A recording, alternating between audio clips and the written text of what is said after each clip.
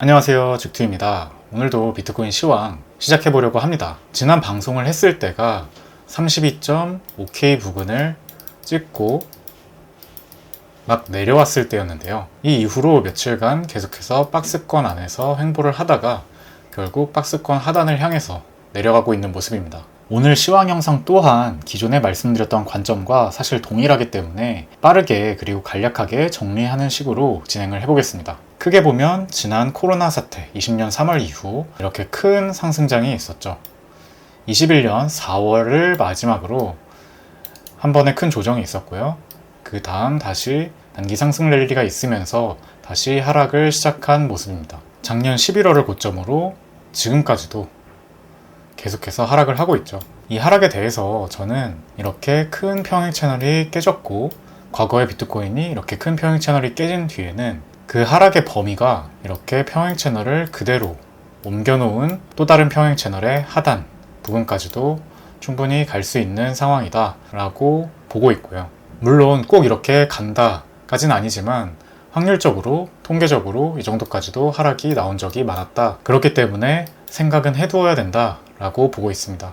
이러한 큰 관점에서 시나리오를 짜고 대응을 해보려고 하고 있고요. 또 다른 관점에서 보면 파동 관점에서 이렇게 조정이 나올 때 1, 2, 3, 4, 5로 갔을 때 1파와 5파의 길이가 비슷한 것을 생각하면 4파가 나오고 5파까지도 나오면 이 부분까지도 갈 수 있겠다 라고도 보고 있고, 다만 그 전에 이 평행 채널의 중단 부근에서 반등이 나오는 경우도 많기 때문에 이 부분에서 단기 반등을 노려볼 수 있고, 파동 관점에서도 역시 1, 2, 3, 4, 5 그래서 마지막 5파가 나올지 안 나올지 모르지만 어쨌든 이번 하락 파동이 끝나면 단기 상승장이라도 있겠다 라는 관점을 가지고 있습니다. 그래서 이러한 큰 관점 아래서 저는 이 평행 채널이 깨졌을 때부터 이제는 롱보다는 숏 관점에서 매매를 하는 것이 확률상 유리하다라고 본다고 말씀을 드렸었고요. 참고로 소파동의 관점에서 봤을 때 이렇게 1, 2,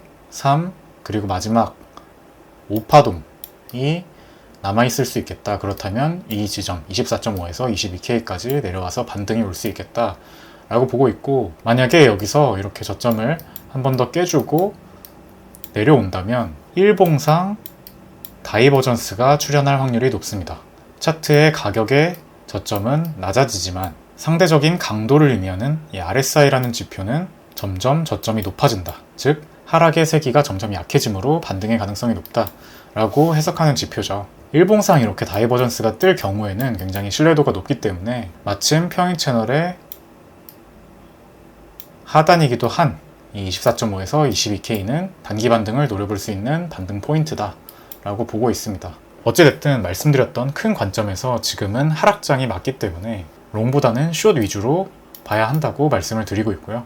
지금도 가격이 결국은 내려오고 있습니다. 저는 지난 며칠간 매매를 아예 쉬고 있는데요. 지금 4시간 봉으로 보고 있는데요. 어찌됐든 가격이 지난 큰 하락 이후에 약 한 달간 지속되고 있는 이러한 지루한 박스권 횡보장 안에 있고, 특히 이때 이 괴랄한 무빙이 나온 직후로 저는 지금은 쉬는 게 좋겠다 라고 생각하고 매매 자체를 아예 며칠째 쉬고 있습니다.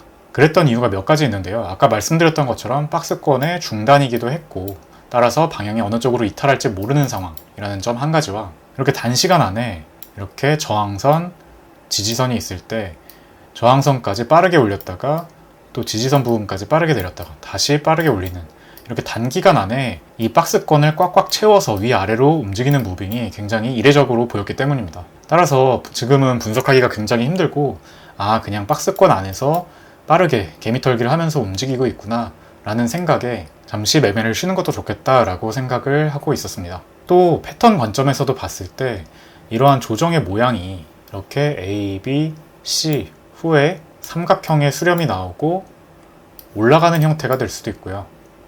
또 A, B, C가 나오고 여기서 평행 채널이 형성된 다음에 올라가서 삼각 수렴이 나오고 내려올 수도 있었기 때문입니다. 어찌됐든 요지는 이렇게 박스권이 펼쳐졌고, 이 박스권의 중단의 가격이 위치해 있다면 그 방향이 어느 쪽이 될지가 약 50대 50 확률이라는 거고요. 이런 점에서는 물량을 크게 싣는 매매를 하게 되면 반대 방향이 나왔을 때 크게 손실을 볼 수 있기 때문에 차라리 잠시 쉬는 것이, 어느 쪽으로 이탈하는지 보고 위로 이탈하면 주요 저항 구간에서 숏을 치고, 반대로 크게 아래로 내려오면 밑에 지지 구간에서 롱을 치는 식으로 역추세 매매를 하는 게 더 나을 수 있겠다라고 생각을 했습니다. 마찬가지로 지금 가격이 많이 내려오긴 했지만 여전히 지난번 형성했던 이 저점을 깨진 않고 있습니다. 제 생각에는 이 저점을 깨주고 더 하락했을 때 롱을 들어가는 게, 또는 현물 매수를 하는 게 좋겠다는 생각이고요. 그 정확한 타이밍은 보고 계시는 이 4시간 봉에서나, 또는 지금 보고 계시는 1시간 봉 기준에서 RSI 다이버전스가 나왔을 때 매수를 비로소 생각해 보는 것이 조금 더 확률 높겠다 생각하고 있습니다. 초반에 말씀드린 것처럼 이렇게 하락을 한 번 더 저점을 깨주고 하게 되면 일봉상으로도 다이버전스가 발생할 확률이 높겠죠. 그때 단기 반등장을 먹어보는 것도 괜찮겠다고 생각하고 있습니다. 반대로 비트코인이 이번에 이 저점을 깨지 않고 다시 단기 반등을 해줄 수도 있습니다. 그렇다면 이러한 박스권의 지속이라고 봐야겠고요. 이러한 반등을 노려볼 수 있는 방법은 마찬가지로 약 1시간 봉이나 30분 봉 또는 15분 봉 정도의 기준에서 봤을 때 가격이 이 지난 저점에 가까워졌을 때, 게다가 RSI 다이버전스까지 떠준다면 그때 스탑로스를 전저점으로 잡고 롱을 들어가는 겁니다. 그러면 손절이 굉장히 짧아질 거고, 반면에 올라갔을 때 다시 한번 최소한 박스권 중단까지는 올라갈 수 있겠고, 더 좋으면 상단이나 그 이상까지도 올라갈 수 있겠죠. 단 여전히 저는 큰 관점에서 숏으로 보고 있다는 점, 즉 상방보다는 하방으로 매매를 하는 것이 조금 더 유리하겠다라고 생각한다는 점도 참고해 주시면 감사하겠습니다. 추가적으로 한 가지 더 말씀드리면요, 여기 이렇게 쐐기형 패턴으로 하락이 지속될 수 있겠다라는 생각도 들고, 작게 보았을 때도 이렇게 하락세기형이 보인다는 점입니다. 이번 박스권에서 가격의 움직임을 보면 이렇게 상승세기형이 나온 뒤에는 큰 상승이 있었고, 여기서도 마찬가지로 상승세기형이 나왔을 때 큰 상승이 있었습니다. 지금은 모양이 반대라는 거죠. 그렇다면 하락이 나올 수 있는 상황이다 라고 볼 수도 있겠습니다. 요즘 가격의 움직임이 참 사람을 지치게 하고 지루하게 할 수 있는 장인 것 같습니다. 약세장이고 또 한편으로 박스권이기 때문에 그럴 수밖에 없는 장이고요. 또 가격이 차라리 정신없이 확 내려오는 것보다 이렇게 스물스물 계단식으로 내려오는 게 훨씬 더 사람을 공포스럽게 하고 손절을 많이 유도합니다. 이러다가 크게 쏟을 것 같기 때문이죠. 이럴 때 멘탈이 내가 웬만큼 강하지 않다 라고 생각하시는 분들께서는 역시 저는 매매수를 많이 줄이는 것도 괜찮겠다 라고 생각을 하고 있습니다. 아까 말씀드렸던 것처럼 박스권을 이탈했을 때, 크게 이탈했을 때 주요 지지 구간에서 롱, 또는 크게 올랐을 때 주요 저항 구간에서 숏으로 접근하는 것이 차라리 승률이 훨씬 높고 수익도 크게 볼 수 있겠다 라고 생각하고 있습니다. 이 점도 참고해 주시면 좋을 것 같습니다. 오늘 방송은 여기까지고요. 오늘도 끝까지 시청해 주셔서 감사합니다. 저는 다음 영상에서 더 좋은 내용으로 찾아뵙겠습니다. 직장인 투자자 A였습니다.